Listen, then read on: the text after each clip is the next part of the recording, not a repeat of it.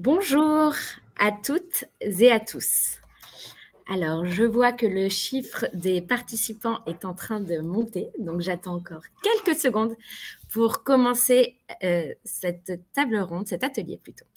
Donc, bienvenue dans le premier atelier de cette belle journée dédiée à l'inclusion. Donc, moi, je m'appelle Pauline et je suis chargée de déploiement au sein du marché de l'inclusion. C'est un service numérique qui fait partie de la plateforme de l'inclusion. Notre objectif à nous, c'est d'accompagner toutes les structures inclusives en France à développer leur chiffre d'affaires, leur activité, en les mettant en relation avec des acheteurs privés, publics, des particuliers, et ainsi pouvoir répondre à leurs besoins plus rapidement et directement. Malheureusement, on ne peut pas faire de tour de table parce que là, on est plus d'une centaine, donc ça risquerait de prendre beaucoup de temps. En revanche, ce que je vous propose, c'est de vous présenter sur le petit chat à droite et de dire peut-être votre prénom, votre nom et votre prénom, il apparaît, mais au moins la structure à laquelle vous faites partie. Comme ça nous permettra un peu de savoir qui fait partie de notre auditoire. Alors, les règles de cet atelier sont très simples. Vous pouvez poser vos questions dans la partie questions. Chat, c'est plus pour dire des petites choses ou des petites remarques ou éventuellement faire part d'un dysfonctionnement ou voilà, où vous présentez. Et sinon, n'hésitez pas, si vous le souhaitez, à prendre la parole. Vous pourrez tout à fait monter sur scène avec nous pour du coup, échanger directement avec Baptiste et moi. Alors, le thème de notre atelier aujourd'hui est comment développer son chiffre d'affaires. Nous parlerons acquisition, nous parlerons fidélisation, nous parlerons de comment construire une stratégie alors que la structure est multisectorielle. Et quoi de mieux qu'un échange avec une personne dont c'est le métier pour illustrer ce sujet. Et je suis ravie d'accueillir Baptiste Audin, qui est responsable du développement Île-de-France de Vitamine T. Donc, Baptiste, bonjour. Est-ce que tu veux bien te présenter et présenter la structure dont tu fais partie? Oui, bonjour Pauline, bonjour à tous. Je vais essayer de parler sans tousser parce que je suis un peu malade aujourd'hui, j'espère que vous m'excuserez. Donc je suis Baptiste Audin, je travaille depuis une quinzaine d'années dans le secteur de l'insertion professionnelle. J'ai d'abord occupé des fonctions de développement commercial dans une entreprise d'insertion, qui est un traiteur événementiel basé en Seine-Saint-Denis, dont j'ai pris la direction de cette entreprise pendant 3 ans ensuite. Et puis il y a 8 ans, un peu plus de 8 ans, j'ai rejoint le groupe Vitamine T, dont aujourd'hui je développe les activités en Île-de-France. En quelques mots, pour essayer de présenter ce gros groupe Vitamine T, le T c'est pour travail, c'est un pionnier et un acteur majeur de l'insertion en France. C'est un groupe qui compte une trentaine de structures et qui a accompagné l'an dernier, en 2023, plus de 7500 personnes vers l'emploi. Nos structures sont principalement des EI dans le secteur marchand. Nous avons aussi une ETTI qui s'appelle Janus Intérim, qui compte une vingtaine d'agences, et puis plusieurs ACI, une association intermédiaire. On a 2 entreprises adaptées. On anime également un GEC sur les éco-activités. Et puis on porte des dispositifs d'accompagnement socio-professionnel pour des publics prioritaires qui sont financés par les collectivités, ainsi qu'un organisme de formation. Et donc Vitamine T est né dans le Nord il y a 45 ans. S'est implanté dans les Hauts-de-France, puis en Île-de-France dans les années 90, et plus récemment dans le Grand Est et en Bourgogne. On a des entreprises, des structures inclusives qui interviennent sur des métiers très divers, chacune dans son champ de compétences et sur son territoire ou sur ses territoires. On va avoir des métiers qui sont très classiques de l'insertion au handicap, comme le nettoyage, les espaces verts, la blanchisserie, mais aussi on porte des prestations un peu plus innovantes ou un peu plus rares, comme des prestations de médiation, des prestations de maintenance ou de reconditionnement d'équipements divers, du traitement des déchets, des services aux occupants de bâtiments tertiaires, de l'intérim, des services informatiques, du commerce, de la déconstruction de soignés de bâtiments, etc. Et donc, je ne sais pas si je suis expert, mais en tout cas, on travaille avec plus d'1 millier de clients chaque année, principalement des entreprises, mais aussi des collectivités, quelques assos. J'insiste parce qu'on fait gros groupe comme ça, mais certaines de nos structures sont vraiment petites. C'est une dizaine, une quinzaine, une vingtaine de salariés maximum, dont d'autres sont beaucoup plus importantes, avec plusieurs centaines de salariés et plusieurs dizaines de milliers d'euros de millions d'euros de chiffre d'affaires. Par contre, toutes partagent des fonctions support, le P, la compta, le RH, l'informatique, dont le développement commercial. Et donc, on a une petite équipe de 4 personnes pour accompagner la trentaine d'entreprises de Vitamine T dans leur recherche et leur réponse aux clients, que ce soit des marchés publics ou privés. Et voilà. Et puis, je précise que juste par ses statuts, Vitamine T est une entreprise de l'ESS, puisque 100% des profits qu'on peut réaliser chaque année sont réinvestis dans le projet et aucun dividende n'est jamais versé ailleurs. Ok, merci beaucoup Baptiste pour cette présentation. Très impressionnant d'ailleurs ce que vous faites. Donc du coup, Vitamine T, comme tu l'as dit, c'est une structure qui a plus de 30 ans, c'est bien ça? Vous êtes ancré aujourd'hui dans... Ah, pardon, j'ai loupé 15 années. Donc c'est un acteur qui est bien dans 4 régions. présent depuis des dizaines d'années. Est-ce que vous devez continuer à acquérir de nouveaux clients et vous renouveler sur votre stratégie d'acquisition? Oui, bien sûr. Alors, notre façon de voir les choses, c'est pas forcément d'avoir envie de planter des drapeaux dans des nouveaux territoires ou de planter des drapeaux sur des secteurs d'activité en disant ça y est, on le fait, etc. Et on est les meilleurs pour le faire. C'est pas vraiment ça, mais on se dit, et je crois que c'est un constat qu'on partage beaucoup avec les structures d'insertion ou les autres confrères du handicap, c'est qu'en fait, tant qu'il y aura des personnes en difficulté, on doit vraiment travailler pour leur permettre d'accéder à l'emploi. Et pour ça, en fait, trouver de nouveaux clients ou créer de nouvelles activités sur des nouveaux secteurs, ou aller dans des territoires qui sont assez peu pourvus en structure d'insertion ou de handicap, c'est aussi créer des nouvelles opportunités pour des femmes et des hommes qui ont besoin d'un tremplin vers l'emploi, et on sait que ça marche. Là, on est entre convaincus. Donc, on répond aussi à des publics prioritaires qui sont pas toujours bien adressés par nos structures en général. Je pense aux jeunes, aux seniors, aux femmes, aux travailleurs handicapés, enfin tous ces publics prioritaires pour l'État et pour nous. Aujourd'hui, on a beaucoup de structures dans le bâtiment, on a beaucoup de structures dans les déchets. C'est vrai que c'est pas des métiers qui parlent toujours aux jeunes, donc on essaie de les attirer comme ces secteurs-là en général, mais on est content de pouvoir créer des nouvelles opportunités sur des nouvelles choses. Alors, je précise quand même que le développement, il est possible que, si l'état financier de les structures le permet, il faut qu'on ait une capacité d'investissement, un peu de trésor, une capacité de recrutement aussi, d'attirer des talents et notamment des encadrants techniques. Et il est aussi possible quand on a une visibilité sur les crédits que vont nous allouer l'État, la dette, mais aussi éventuellement les collectivités locales. Donc, en ce moment, on a assez peu de vision. C'est plus compliqué qu'il y a 2-3 ans où on avait une réforme IAE qui nous permettait d'aller voir plus loin. Mais voilà, c'est vrai qu'on a cette vision-là. Et puis, on a ce premier objectif de créer plus d'opportunités pour plus de personnes, mais aussi, vraiment, et je pense que c'est le plus prioritaire, sans même parler d'aller plus loin, il faut aussi stabiliser nos structures. Et donc, pour toute entreprise, quoi qu'il arrive, insertion, pas insertion, il arrive qu'on perde des contrats, même si on travaille bien, parce que l'entreprise avec qui on travaille déménage, parce que elle a décidé de faire un contrat cadre à l'échelle nationale et qu'on n'est pas capable à ce moment-là de répondre, nous, à l'échelle nationale. Et donc, sans même parler d'avoir mal travaillé, on peut perdre des contrats. Et donc, il faut être capable d'anticiper ça et de diversifier notre portefeuille de clients pour éviter d'avoir une dépendance trop forte. Alors, chez Vitamine T, on a des structures qui ont un client qui fait 3 millions de chiffre d'affaires, 150 salariés. Et si ce client-là arrête, on est mort. Mais voilà, quand on peut éviter, on essaie de ne pas le faire et donc d'aller chercher plus de clients et d'étaler en fait un peu le risque aussi sur de nombreux clients différents. Ok, super clair, merci beaucoup. En introduction, tu expliquais que Vitamine T était sur différents types de secteurs. Et donc, votre enjeu d'acquisition est d'autant plus complexe parce que j'imagine que les clients à qui vous adressez sont tous différents, enfin, sont pour la plupart différents. Est-ce que vous adaptez votre stratégie d'acquisition en fonction de chaque activité, donc de chaque structure, et donc du public ciblé? Oui. Oui, bien sûr. Alors, le risque, quand on a un portefeuille assez large, mais c'est quelque chose que je vois quand je discute avec des confrères des régies de quartier, par exemple, qui sont sur une échelle géographique plus petite, mais qui font énormément de choses ou sont capables de faire beaucoup de choses souvent. Le risque, c'est de se perdre en vendant un catalogue de prestations qui est trop large et donc qui est complètement indigeste pour le client. Et donc, d'avoir quelqu'un qui, en plus, parfois ne connaît pas l'insertion ou le handicap, donc il y a beaucoup de choses à raconter. Et au bout de 10 minutes, le client a décroché. Donc, en fonction des personnes que je rencontre, ça va paraître le b.a.-ba, mais je préfère le dire, j'essaie de me renseigner en amont sur son entreprise ou sa collectivité et son poste pour essayer de choisir quelques métiers, quelques activités qui sont susceptibles de générer de l'intérêt. Et donc, je ne vais pas forcément parler du groupe Vitamine T, mais je vais parler d'une de nos structures ou de deux de nos structures, parce que c'est celles qui sont implantées localement, parce que c'est celles qui, je pense, répondent à ses besoins. Et donc, je préfère cibler plutôt que de vouloir absolument être exhaustif à tout prix, même si on est tous passionnés, on a tous envie de raconter tout ce qu'on fait de bien. Donc, malheureusement, j'ai remarqué que ça ne marchait pas très bien et qu'en général, il ne ressortait pas grand-chose.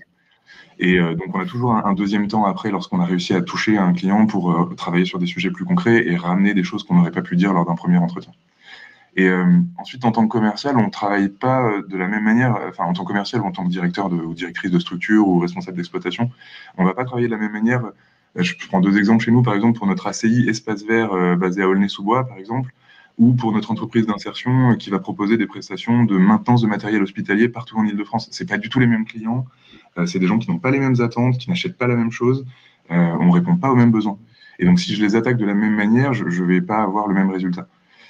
Donc, ce qu'on fait, là encore, c'est du b.a.-ba, et ça prend du temps. On s'assoit avec la direction et les équipes de chaque structure et on va définir clairement le savoir-faire de chaque structure ou les savoir-faire. En gros, les compétences qu'on maîtrise, le champ géographique d'intervention sur lequel on est capable d'aller, les tarifs auxquels on est capable de vendre. En clair, on essaie de préciser ce qu'on vend. Et ensuite, c'est vraiment le b.a-ba, mais on a tendance à l'oublier parfois parce qu'on aimerait pouvoir répondre à toutes les demandes clients et on se fait parfois entraîner un peu par la demande des clients. Donc, on essaie vraiment de préciser ce sur quoi on est à l'aise, ce qu'on maîtrise et ce qu'on est capable de faire. Et ensuite, on va définir nos cibles. À quels clients on s'adresse? Est-ce que c'est les collectivités, les bailleurs sociaux, des grandes entreprises, des PME, des particuliers? Ça peut être plusieurs, évidemment. Et sur quel territoire? Et donc, ça, c'est pas seulement de la réflexion interne, parce que parfois, on peut se planter aussi, on peut avoir une image de ce qu'on sait faire et qui ne correspond pas forcément au marché. On utilise aussi beaucoup les retours d'expérience qu'on a créés avec nos clients pendant de nombreuses années. On sait qu'on travaille avec eux depuis 10 ans, 15 ans, 20 ans. Et pourquoi? Est-ce que c'est parce qu'on travaille bien? Est-ce que c'est parce qu'on est proche de chez eux? Est-ce que c'est parce qu'ils ont pu recruter certains de nos salariés? Voilà, donc, on essaie de comprendre ça et de voir si c'est quelque chose qui est duplicable à d'autres clients. Et donc, à la fin, on sait ce qui fonctionne et ce qui fonctionne moins bien, et on essaie de se concentrer sur ce qui marche. Et c'est seulement une fois qu'on a fait ce travail qu'on part en prospection de nouveaux clients. Et donc, encore une fois, sans ça, le risque, sans avoir fait ce boulot-là, le risque, c'est de multiplier des rendez-vous génériques sans jamais vraiment réussir à rentrer dans le détail et les échanges concrets et d'avoir un client en face qui dit « c'est super ce que vous faites. Allez, à bientôt, on se revoit ». Et au final, de ne pas réussir à concrétiser quoi que ce soit et de même pas finir par avoir un cahier des charges précis et une demande précise du client. Bien sûr. Ok, super. Merci beaucoup. Et d'ailleurs, lorsque vous allez à la rencontre, enfin toi et ton équipe, à la rencontre de potentiels clients, est-ce que tu fais, alors c'est un terme, je ne sais pas s'il existe, mais du marketing inclusif ou du marketing classique? Est-ce que tu vends de l'insertion ou est-ce que tu vends de la qualité de service? Parce que c'est vrai que les deux peuvent s'entendre en fonction aussi peut-être du public à qui tu t'adresses. Prends ton temps si tu as besoin de faire une petite pause. Non, tout va bien. Merci beaucoup. C'est une vraie question à laquelle on n'a jamais vraiment répondu précisément chez nous. Je vois quand mes collègues vont eux-mêmes en rendez-vous, parfois je suis très étonné par la façon dont ils vendent, où ils vont vraiment insister énormément sur l'insertion, ou d'autres pas du tout. Je pense que ça se fait beaucoup au feeling avec le client, mais concrètement, pour moi, alors ça dépend vraiment des métiers, ça dépend vraiment des cibles clients. On sait qu'on a des clients qui ne sont pas du tout sensibles à l'insertion, qui malheureusement, l'insertion ou le handicap, qui malheureusement gardent des préjugés extrêmement forts. Moi, je suis le premier à avoir vraiment envie d'aller défoncer ces préjugés et casser tout ça. C'est pas toujours forcément, ça marche pas toujours très bien et parfois on perd un peu notre temps. L'objectif, c'est quand même de convaincre un client pour pouvoir créer des opportunités, créer un contrat, créer des opportunités d'emploi pour des personnes éloignées. Donc, je vais faire ce qu'il faut faire pour gagner ce client. Donc, je ne vais pas cacher forcément sur ce type de client le fait qu'on ait une entreprise adaptée ou une entreprise d'insertion. En revanche, je ne vais pas en faire un argument commercial. C'est là, sachez qu'on le fait, ça peut être la cerise sur le gâteau, mais ce n'est pas du tout ma porte d'entrée. Plus globalement, quand même, en général, ces dernières années, je pense que la plupart des gens qui sont là sont d'accord avec moi, en tout cas j'espère. Je pense que l'inclusion, l'impact social, ça reste une porte d'entrée qui est magnifique pour toucher de nombreux clients. C'est vraiment une porte d'entrée. Les directions RSE, elles se multiplient, même dans des entreprises de taille moyenne. Les directions achats, elles sont toujours plus sensibles aux achats responsables, même si ça peut rester aujourd'hui encore du social washing ou des grandes incantations qui ne se traduisent pas forcément de manière concrète. Mais donc, au moins, ça permet de multiplier les contacts ces dernières années, d'avoir de l'appel entrant. Et puis aussi d'avoir, quand on va prospecter, une porte d'entrée qui va être le directeur RSE, la directrice achat responsable. Et donc ça, c'est super parce que ça nous permet de rencontrer des gens. Après, il faut transformer. Et là, c'est le plus dur. Et moi, je remarque qu'on a beaucoup de mal à rencontrer des PME ou des entreprises de taille intermédiaire parce qu'elles ont moins pignon sur rue, on les connaît moins bien. Par contre, on a une facilité qui est incroyable à rencontrer des grands groupes, qui qu'on soit, petite structure ou grosse structure d'insertion, parce qu'elles ont envie de nous connaître. Derrière, il faut concrétiser. Et donc là, pour moi, l'inclusion, c'est pas du tout un argument de vente suffisant selon moi. C'est même plus un argument de vente. C'est vraiment la porte d'entrée. Après, la qualité de service, c'est le principal argument de vente. Et je pense que ça doit le rester.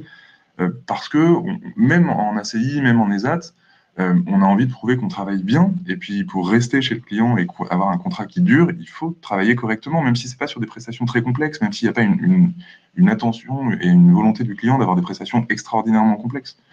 Mais donc, si on n'a pas cette qualité de service, si on est uniquement sur l'inclusion, je pense qu'on se retrouve à dépendre du bon vouloir d'un client qui veut faire du social, entre guillemets. Et donc ça peut changer du jour au lendemain. C'est la danseuse du président, c'est la danseuse de la directrice RSE. Et le jour où quelqu'un n'a plus envie de nous, où il y a moins de budget dans les caisses, ou en tout cas, ils ont un autre argument à mettre en avant, on peut sauter.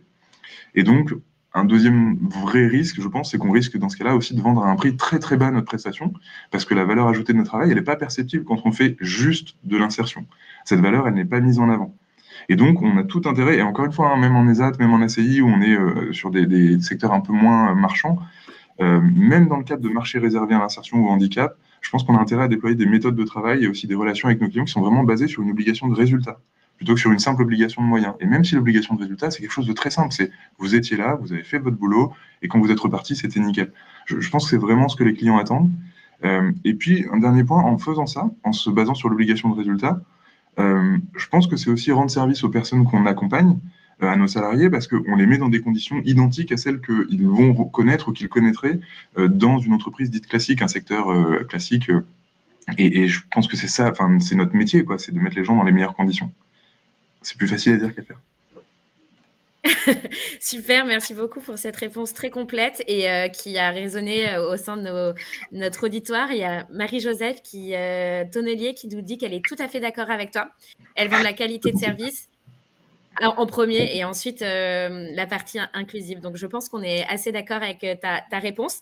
N'hésitez pas à témoigner aussi de la manière dont vous travaillez ce sujet-là au sein de vos structures respectives parce que d'avoir des avis un peu globaux, ça nous permettra aussi de pouvoir nous faire une idée. Alors, on a parlé du marketing, de cibles, d'acquisition, mais concrètement, quels outils aujourd'hui tu as à ta disposition, toi, pour aller chercher de nouveaux clients? Quels sont le matin, tu arrives au bureau, quels outils dont tu vas t'emparer pour pouvoir aller chercher de nouveaux clients?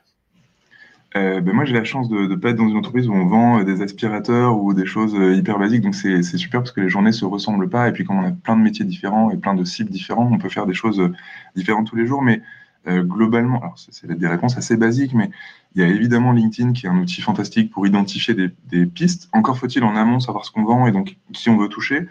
En gros, on y revient, mais on a les portes d'entrée qui sont les directions achats, qui sont pas toujours les plus drôles, mais en tout cas au moins qui connaissent bien ce qu'ils achètent, donc c'est quand même utile. Et puis la direction RSE, qui sont en général un peu plus fun, un peu plus ouverts, même ce sont pas souvent des décideurs, mais au moins qui sont des portes d'entrée. Donc via LinkedIn, on peut rencontrer, en tout cas prendre contact avec ces personnes-là, même si elles ne répondent pas toujours sur LinkedIn via la messagerie. Et donc souvent, c'est plutôt d'essayer de trouver la forme de leur adresse mail et de leur envoyer un mail avec une petite présentation de l'entreprise et de leur proposer un rendez-vous avec quelques dates. On a le marché de l'inclusion. Enfin, je ne sais pas pour vous faire de la pub, mais nous, on a attendu quand même pendant des années. Ça fait des années qu'on rêvait ça. Moi, je viens plutôt de l'IAE que du handicap. J'étais content de voir qu'il y avait le réseau GESAT, notamment dans le handicap, qui est un super annuaire. Ça n'existait pas pour l'IAE. Aujourd'hui, il y a le marché de l'inclusion. Il y a le site du Graphi aussi pour les structures franciliennes, qui est plutôt pas mal, avec un annuaire. Encore faut-il le mettre à jour. Certains réseaux départementaux d'insertion aussi, je pense à Insereco dans le 93, enfin, je connais mieux l'Île-de-France, mais ont un annuaire, Synacté dans le 77, un annuaire aussi papier, je crois que le RIAE en 94. Et donc c'est vrai que c'est super de pouvoir être mis sur ces annuaires-là, parce que ça permet de générer de l'appel entrant. Alors c'est pas énorme, hein, mais ne serait-ce qu'un appel entrant par an ou par mois, une demande par mois, c'est potentiellement un contrat qui va se signer. Donc, de bien travailler ce référencement-là pour faire venir au maximum de l'appel entrant, c'est toujours plus facile que d'aller chercher le client. Donc, sur la prospection externe, voilà, LinkedIn évidemment, privilégier les contacts téléphoniques, même si c'est parfois passé par le standard, parce que oui, on se prend des portes fermées, mais c'est dur. Moi, j'aime pas ça, mais au moins, ça permet d'avoir quelqu'un souvent au téléphone, et même si c'est pas la personne qu'on cherche, au moins de savoir que l'entreprise a déménagé, qu'elle a déjà un prestat. Sentir si elle a une certaine sensibilité à l'insertion ou pas du tout, essayer de trouver un contact un peu plus qualifié, ne serait-ce qu'un mail, ça fait gagner du temps. J'insiste aussi sur le fait de participer à un maximum de salons. Alors, on ne va pas dans des salons grand public, type Polytech, je sais pas, etc., etc., mais on va plutôt sur ou le salon des maires, on va plutôt sur des meet-up entreprises qui sont organisées par les collectivités locales. Encore une fois, ça va être des exemples très franciliens, mais l'Agglo de Roissy-Prix de France, l'Agglo d'Est Ensemble, la région Île-de-France organise régulièrement des rencontres, soit pour des fournisseurs de l'économie sociale et solidaire, ou plus précisément de l'inclusion, soit des rencontres entre ses propres fournisseurs, donc des entreprises classiques et des entreprises d'insertion ou du handicap. Ça, c'est absolument génial. Moi, ça me fait gagner un temps fou. Il n'en sort pas toujours des contacts qualifiés, ou en tout cas des choses qui vont donner quelque chose, mais je comprends mieux, comme ça, je peux parler à des entreprises, parler à des acheteurs publics et je comprends mieux leurs besoins. Donc très très vite, je vais savoir si ça reste des cibles pour nous ou si on se plante et qu'il faut passer à autre chose. Donc ces événements-là sont quand même hyper utiles. On répond beaucoup à des marchés publics, c'est à peu près aujourd'hui 40 à 50% du chiffre d'affaires de nos structures au sens large. des marchés réservés insertion ou handicap, mais pas seulement. Il y a aussi des marchés classiques auxquels on répond et on est face à des entreprises classiques. Pour ça, on a un outil de veille, marché public. Alors, on utilise un outil qui s'appelle Nukema. On utilisait avant un autre outil qui est très bien, qui s'appelle Double Trade, mais qui était un peu trop cher pour nous. Voilà, mais en tout cas, se mettre des veilles et des alertes sur les marchés publics, sur des mots-clés, c'est intéressant. On fait aussi de la veille grâce à ces outils sur les avis d'attribution des marchés publics. Donc, parfois, nous, on ne répond pas au marché, mais on identifie que sur des grosses délégations de services publics, des transports, des déchets, c'est Veolia, c'est Suez qui a gagné le marché de collecte des déchets sur tel territoire. On a une entreprise de travail temporaire d'insertion. On sait que sur ce marché-là, il y a des clauses d'insertion. Et donc, on va aller appeler cette entreprise en disant, voilà, je sais que vous avez gagné ce marché qui démarre dans 6 mois, ou je sais que vous avez gagné ce marché de BTP, par exemple, pour Bouygues, qui démarre dans 6 mois. Il se trouve qu'on s'est nettoyé une base vie, il se trouve qu'on sait faire de l'intérim d'insertion. Est-ce qu'on peut travailler avec vous? Et donc là, il faut aller chercher le bon contact. Mais c'est vraiment une excuse en fait pour appeler ces entreprises-là en disant je sais que sur mon territoire vous allez faire ça, je sais que vous aurez en plus un besoin de clause d'insertion dans le cadre des marchés publics et donc on a encore un pied dans la porte grâce à ça. Donc c'est vraiment la clé pour moi, c'est comment on réussit à avoir une espèce de clé dans la porte, de pied dans la porte pardon et de clé d'entrée pour parler à ces gens-là. Une fois qu'on les a touchés, Pardon, excusez-moi, tu tisses toute une toile de contacts et de réseaux autour de toi pour pouvoir ensuite aller, alors pas piocher parce que c'est un peu, c'est pas vraiment adapté, mais tu fais un gros réseau autour de votre structure. Oui, on essaie parce que c'est plus facile. Moi, encore une fois, moi je suis tout seul en Ile-de-France pour 10 entreprises. J'ai des collègues, évidemment, les directeurs, les directrices des structures qui font eux-mêmes le commercial, mais je pense que ça parle beaucoup à tous les gens qui sont là, mais on est très seuls, quoi. On est des PME, hein, peu importe insertion ou pas, on est des PME avec très peu de moyens, même si on est un grand groupe de l'insertion. Et donc, le développement commercial passe un peu à la trappe parfois, après avoir fait l'accompagnement social, le métier qui est notre métier premier, que ce soit les espaces verts ou les services informatiques. Et donc, il faut y passer du temps. Et donc, si on peut avoir des gens qui sont des ambassadeurs pour nous, donc soit qui génèrent de l'appel entrant, soit qui vont parler de nous autour de nous, c'est top. Et donc, j'insiste, on essaie de se faire connaître auprès de grandes entreprises qui répondent à des marchés et qui nous embarquent en fait dans leur réponse aux appels d'offres. Un exemple tout bête, Vinci Facilities, qui est une entreprise qui fait de la maintenance de bâtiments, pour faire simple, nous embarque régulièrement dans ses réponses à des appels d'offres pour gérer les bâtiments du siège d'Orange. Embarque une de nos structures d'insertion qui fait des services aux occupants, de la gestion de courrier, de la petite maintenance, etc. Parce que ça répond à l'engagement social demandé par le client, parce que c'est intéressant pour eux, parce que leurs équipes ne sont pas spécialisées dans ces métiers-là. Et donc, on a réussi à créer un vrai partenariat avec eux où une dizaine de fois dans l'année, ils vont nous embarquer dans leurs réponses. Alors, ils vont gagner 3 marchés sur 10 et au final, ça va se concrétiser sur 1. Mais moi, j'aurais été incapable de répondre seul à ce marché-là. Donc, c'est vraiment intéressant. Et puis, je fais juste un petit point sur le B2C, parce qu'on a quand même quelques entreprises qui travaillent en B2C, que ce soit une association intermédiaire, où on a des commerces aussi. Là-dessus, on fait des trucs très bêtes, hein, mais on fait du boitage, on fait du flyering et on fait du boitage autour de l'entreprise.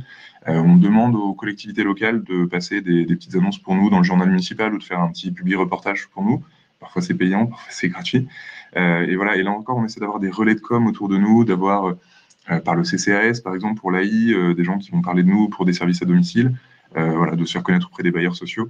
Et donc ça, c'est top. Et un dernier point, que ce soit sur le B2B et le B2C, c'est bien d'avoir des ambassadeurs clients, ça permet de fidéliser aussi. Oui, absolument.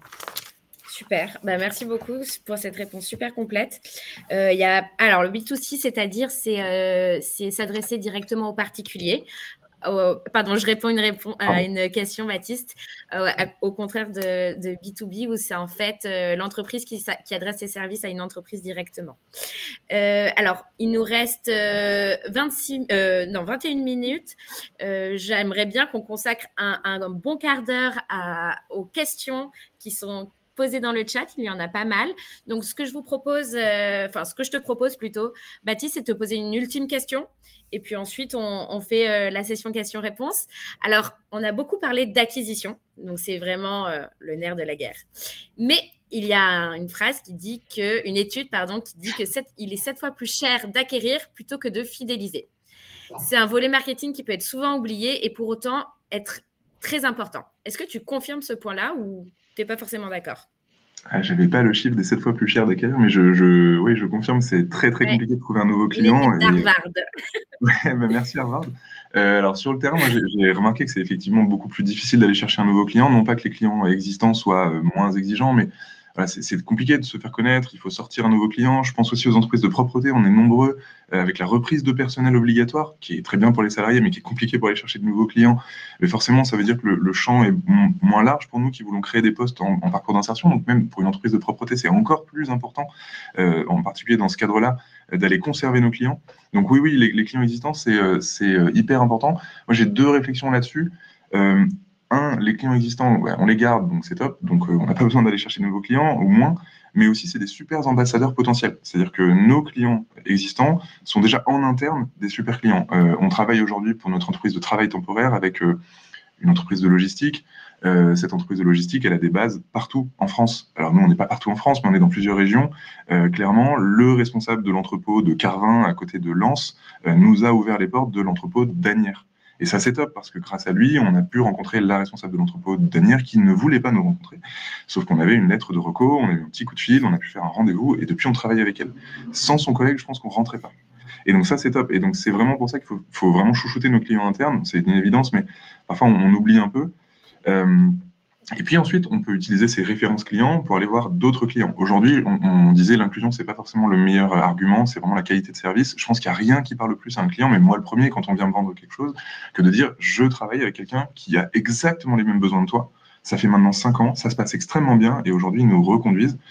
Nous, honnêtement, maintenant, on est en train de refondre toutes nos petites plaquettes, nos petits flyers, notre petit site internet pour mettre en avant beaucoup plus, autant que possible, les références de nos clients parce que ça parle beaucoup plus qu'un argumentaire un peu bateau. Ok, super. Top. Donc, hyper important d'avoir de la fidélisation autant que de l'acquisition. Je pense une stratégie qui doit se mener encore plus. Ça doit se mener en parallèle. Super. Alors là, on a pas mal de questions, il me semble. Donc, ce que je vous propose, c'est d'y répondre progressivement. Enfin, Baptiste va y répondre au fur et à mesure. Donc, comment on... Oui, donc je vous propose que... Bonjour à tous et à toutes. Désolé, je ne me suis pas présenté tout à l'heure. Je suis Abdessamad, je suis chef de produit sur la plateforme Le Marché de l'Inclusion. J'étais dans le chat tout au long de l'atelier pour essayer de répondre à vos questions et surtout noter et mettre de côté l'ensemble de vos questions. Donc, il y a eu pas mal de questions, Pauline, aujourd'hui, peut-être presque une vingtaine. Donc, je vais prendre celles qui sont arrivées par ordre chronologique. Baptiste, si tu le veux bien, je vais commencer avec la première question. Alors, c'est une question de Denise qui nous pose la question suivante. Est-ce que vous accueillez des personnes allophones? Avez-vous des cours de français au sein de l'ensemble de vos structures? Oui, bien sûr. Alors, comme on intervient beaucoup à Lille, notamment, et en Île-de-France, on a quand même un public qui parle très mal le français, voire n'écrit pas du tout et ne lit pas du tout. Donc oui, on le fait. Évidemment, on essaie d'orienter, quand on a plusieurs structures et parfois sur le même territoire, on essaie d'orienter au maximum vers des métiers sur lesquels les barrières à l'entrée sont moins importantes. Quelqu'un ne va pas faire du conseil en informatique ou du service informatique si il ou elle ne sait pas lire ou maîtrise pas du tout la langue. Oui, non, c'est très compliqué. On essaie de s'appuyer aussi sur des formations groupées qui sont organisées par les réseaux de structures d'insertion. On essaie d'utiliser au maximum les formations qui sont déjà financées par les départements notamment, ou les agglos en local. Mais c'est tout ce problème-là, ça vient se heurter aux horaires de travail. Donc en ACI, c'est toujours un peu plus facile. On a souvent des contrats de 20 heures, 26 heures. En EI, c'est beaucoup plus complexe. Donc, ouais, on rencontre ces problèmes-là comme les autres structures d'insertion. Mais oui, c'est un public prioritaire pour nous. Merci Baptiste. On a une seconde question, cette fois-ci de Maïté, qui nous dit: comment choisissez-vous vos nouveaux territoires d'implantation? En donnant quelques exemples, développement sur la région Grand Est et Bourgogne notamment. On se bande les yeux, on prend une fléchette et on jette sur la carte. Non, pas du tout. C'est vraiment par opportunisme. Je mets des guillemets sur ce mot-là en essayant de. Il y a un très bon côté à l'opportunisme. On est en Bourgogne, c'est Bourgogne-Franche-Comté, c'est immense. Hein. On est à Joigny aujourd'hui dans Lyon. Point. C'est tout. Et il se trouve qu'on connaît très bien la collectivité. C'est une collectivité qui est très engagée, qui connaît très bien Vitamine T, qui connaît très bien les structures d'insertion de son territoire, qui n'a pas réussi à implanter de structures d'insertion sur son territoire et donc qui nous a sollicité. On a travaillé avec eux pour faire émerger des projets et notamment un chantier d'insertion maraîchage. Ça répond à un besoin en QPV en local. Voilà, donc et là aujourd'hui, on monte un magasin de vente de seconde main, de vêtements de seconde main avec Kiabi, qui est une entreprise qu'on a co-créée avec Kiabi là, il y a quelques semaines. Donc ça répond vraiment à un besoin en local. On ne serait pas allé à Joigny s'il n'y avait pas eu ce besoin, s'il n'y avait pas eu ce soutien de la collectivité, parce qu'on est sur un ACI. À l'inverse, quand on est en ETTI, on va plutôt essayer d'aller sur des territoires où il y a pas beaucoup de TTI, ou alors sur lesquels on pense qu'on peut apporter quelque chose parce qu'on travaille avec des clients de secteurs qui ne sont pas forcément adressés par les AI ou les ETTI en local, ou parce qu'on a des clients avec lesquels on travaille déjà, qui nous disent qu'ils veulent travailler avec nous et qui nous font venir. Donc ça va souvent, parce qu'on est plutôt dans le secteur marchand en général dans nos structures, la part des EI, ETTI, EA est plus importante que celle des ACI. On va plutôt aller par une opportunité de business, c'est-à-dire qu'un client nous demande de nous installer et on sait qu'on a suffisamment de volume d'activité potentielle avec eux pour créer assez d'emplois et également pour avoir une structure qui va tenir la route financièrement. C'est pas pour aller créer un truc pour 4 personnes, pour ensuite dire au bout de 6 mois à l'Adriette, donc vous nous avez aidé, mais en fait, on se casse la figure. On essaie d'aller avec au moins 15-20 personnes pour pouvoir grossir assez vite et être en capacité d'avoir une boîte qui se finance, d'avoir un responsable d'exploitation, une conseillère en insertion ou un conseiller en insertion, etc. Donc on essaie d'abord de voir l'opportunité financière comme une PME classique et évidemment derrière de voir si ça répond à un besoin social. Mais l'un est totalement indissociable de l'autre. Et donc le but, encore une fois, c'est pas de planter des drapeaux partout. On va pas aller à Strasbourg pour aller à Strasbourg. C'est vraiment parce que sur le terrain, on a identifié un besoin. Merci Baptiste pour cette réponse hyper précise.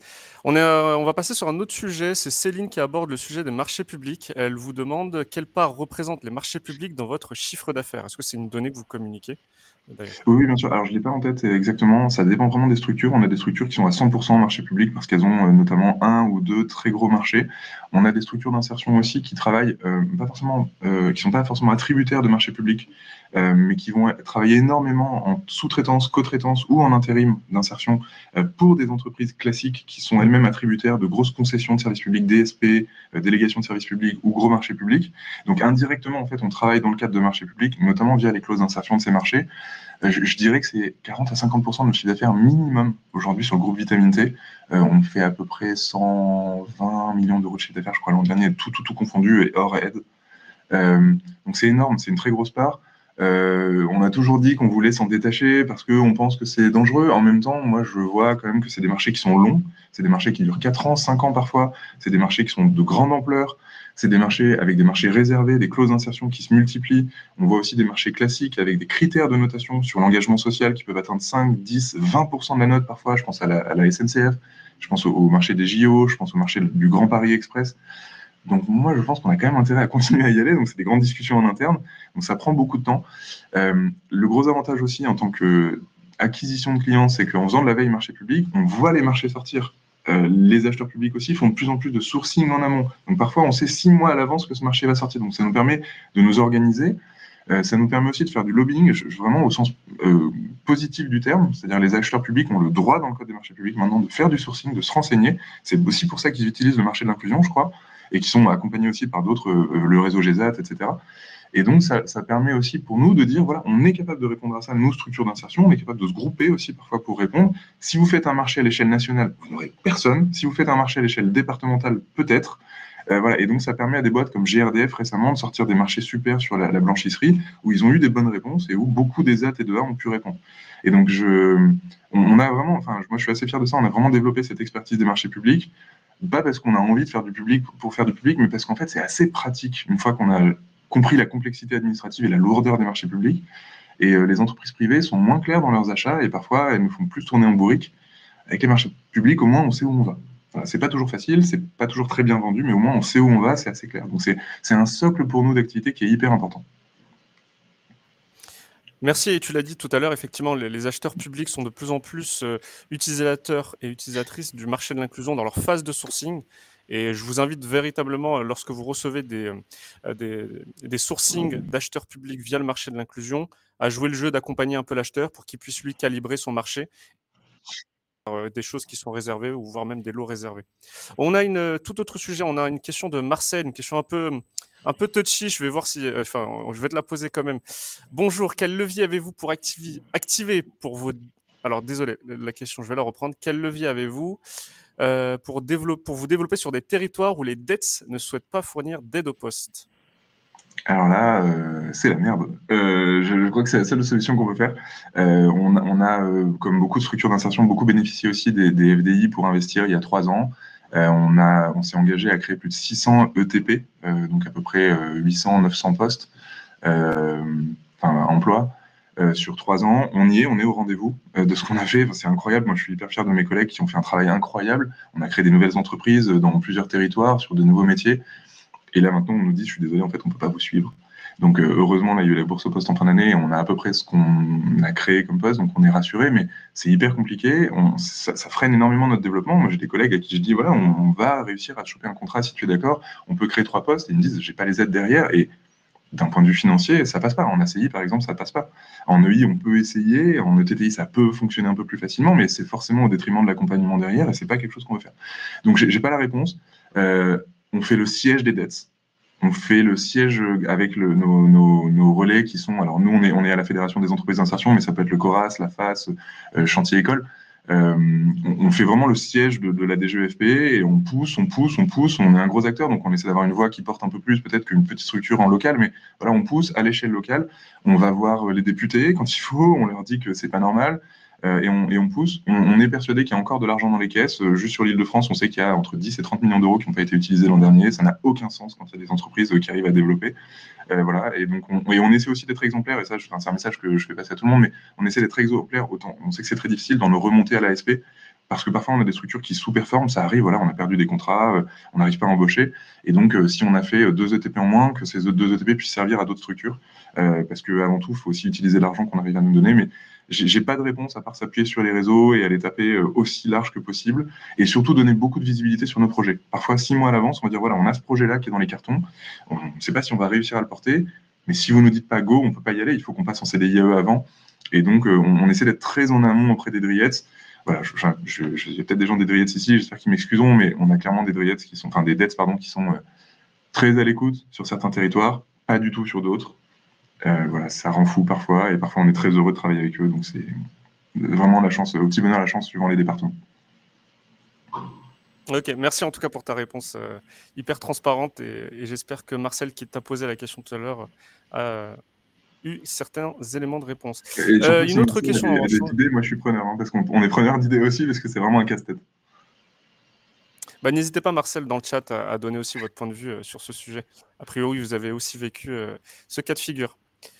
Cette fois-ci, si je ne dis pas de bêtises, Baptiste, dans le groupement que tu représentes, Vitamine T, vous avez des chantiers d'insertion ? Oui. Ok, bah, on a une question de Maëva. Est-il possible de développer son argumentaire de vente pour la partie ACI ? En gros, la question, c'est, avec la spécificité des ACI, comment tu fais pour construire un argumentaire de vente ? Alors moi, je suis présenté comme spécialiste, mais je suis pas spécialiste. Je pose beaucoup plus sur des EI historiquement. C'est vrai que les ACI, parfois, je pense qu'il y a 2 types de structures globalement, pas que des ACI. Il y a des structures qui font l'insertion, entre guillemets, et qui n'ont pas forcément développé de compétences techniques très fortes, parce que elles ont pu être créées par des travailleurs sociaux, qui sont des gens qui sont extraordinaires dans l'accompagnement, mais qui sont pas un encadrant technique espace vert, ou BTP, ou autres, qui n'ont pas forcément cette compétence métier que moi-même j'ai pas. Et puis on a d'autres structures qui ont été créées depuis plus longtemps, ou qui ont été portées par des gens qui ont un métier, un ancrage métier en plus de leur engagement social, et donc là qui vont avoir plus de facilité à montrer qu'elles sont fortes dans ce métier. Moi je pense, même si c'est compliqué, qu'il faut se concentrer sur 1 ou 2 métiers au maximum, quand bien même on va vendre auprès de collectivités locales, quand bien même on va bénéficier d'un soutien très fort des collectivités, d'un bailleur social, de marché réservé en local, ou de marché d'insertion et de qualification. Je pense qu'il faut quand même être capable de dire je sais faire ça. Et même si c'est des choses qui paraissent très simples, je sais faire du barriérage, je sais faire de la traversée des écoles. Il y a un savoir-faire qui est extraordinaire, de réussir à mettre quelqu'un tous les matins qui est présent à 8h30, de 8h30 à 9h15 pour faire la traversée des écoles, de s'assurer que la personne est là, de former la personne, qu'elle ait bien son EPI, son gilet, etc. Bah, c'est con, mais il y a plein de boîtes qui ne savent pas faire. Et donc, parfois, on a l'impression qu'on n'a pas un savoir-faire technique très fort, mais il faut vraiment le mettre en avant. Et parfois, on se rend compte qu'on a des clients qui ne cherchent rien de plus que juste une prestation de sérieux, d'avoir quelqu'un qui est présent avec un chef d'équipe, un reporting par mois des heures réalisées. Et c'est bête, mais en fait, on sait le faire. Enfin, la plupart des structures savent bien le faire. Donc oui, je pense que même pour les ACI, et même si on a un enjeu de développement commercial qui peut être un peu moins fort du fait du cap qu'on a sur le chiffre d'affaires, du plafond qu'on a légalement, oui, il faut absolument être capable de le dire. Dans notre ACI Espace Vert, on essaie de rappeler que même si on fait que de l'entretien hyper classique, et on ne fait pas du tout de création d'espaces verts complexes, eh ben, on sait faire de la tonte, on a un matériel électrique, on essaie de limiter les nuisances, voilà, on essaie juste de rappeler le b.a.-ba, et je pense que déjà, c'est un super argumentaire commercial de juste dire « je sais faire mon métier ».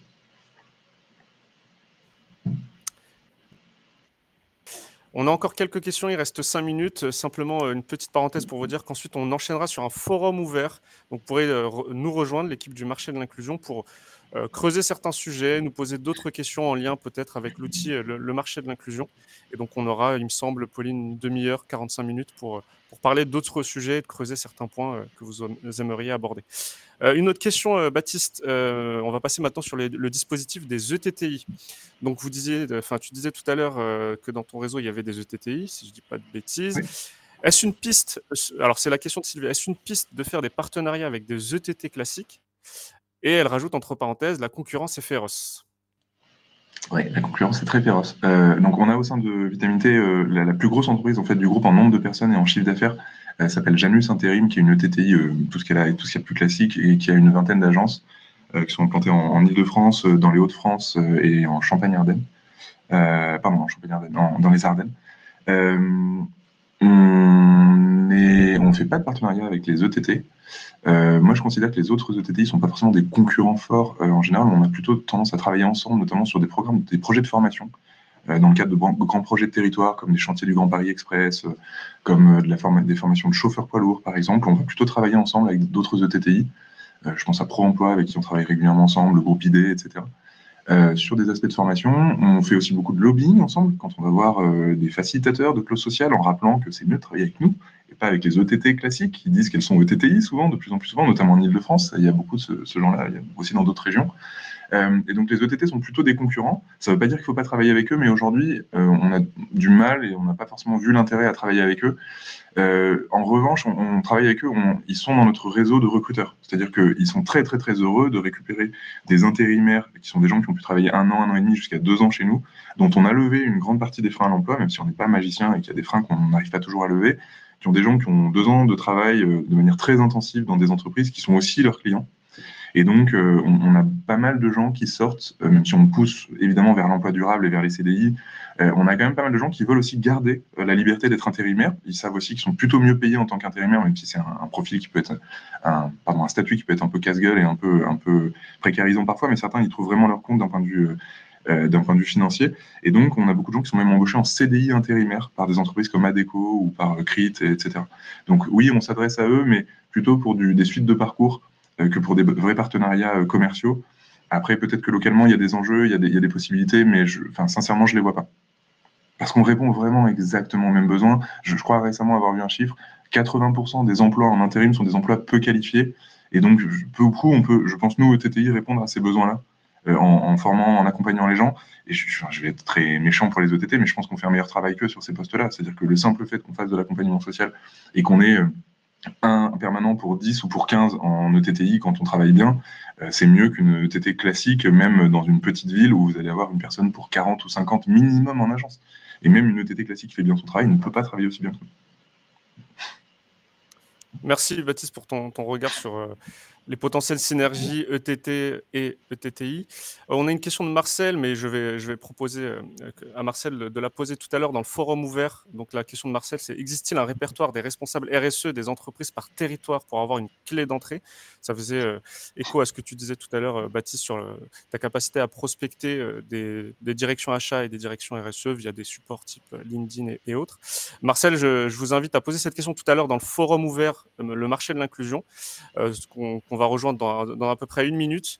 Donc, il vous suffira d'aller tout en haut à droite dans les 3 lignes que vous voyez sur votre écran. Ensuite, cliquez sur Programme et ensuite Forum ouvert Forum ouvert Marché de l'inclusion à 10h15 pour aller encore plus loin dans ces réflexions. Donc, je vais peut-être repasser la main à Pauline pour conclure. Et je vais vous remercier. Et merci Baptiste. Merci à toi, Abdes, d'avoir pris le relais, d'avoir posé les questions. Donc, juste pour vous faire un petit état des lieux des ateliers qui vont suivre. Donc, si vous le souhaitez, vous pouvez retourner sur le programme. Là, vous aurez la liste des différents ateliers et tables rondes qui vont commencer à partir de 10h15. Donc, le premier à 10h15, c'est personnes éloignées de l'emploi et immersion professionnelle, le duo gagnant. Ensuite, vous avez un forum ouvert avec l'outil, le service numérique Dora. Et puis également, vous avez un forum ouvert avec Abdes et moi-même concernant le marché de l'inclusion. Donc, il ne me reste plus qu'à remercier très chaleureusement Baptiste pour ces 3 quarts d'heure passés ensemble. C'était très riche d'informations. Donc, j'espère que ça vous a également plu. Et à une prochaine fois, peut-être, Baptiste. Au revoir, à très bientôt, merci. Merci, au revoir. Au revoir.